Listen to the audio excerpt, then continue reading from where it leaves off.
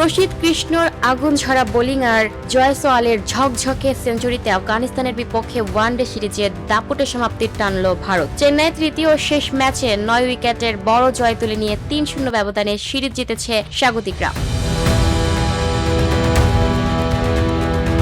Toss জিতে bat করতে নেমে শুরুতেই ধাক্কা খায় আফগানিস্তান। মাত্র 36 রানে 4 উইকেট হারিয়ে চাপে পড়ে সফরকারীরা। প্রথম বলেই রহমানুল্লাহ গুরবাজকে ফেরানোর পর রহমাত শাহ, ইব্রাহিম জাদরান ও দারবিশ রসুলিকেও সাজঘরে পাঠান প্রসিদ্ধ কৃষ্ণ।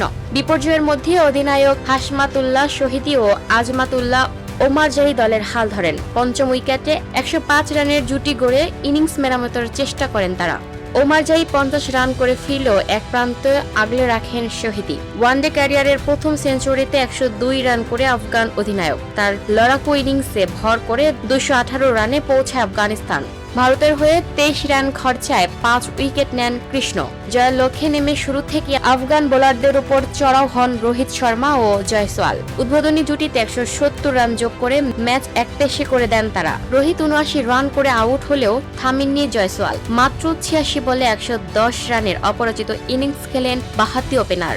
14টি 4 ও 3টি ছক্কায় সাজানো ইনিংসটি ভারতকে সহজ জয় এনে দেয়। 28.4 ওভারের লক্ষ্য ছুঁয়ে ফেলে স্বাগতিকরা। ম্যাচ সেরা হন প্রসিদ্ধ কৃষ্ণ আর সিরিজ সেরা হন শুভমান গিল।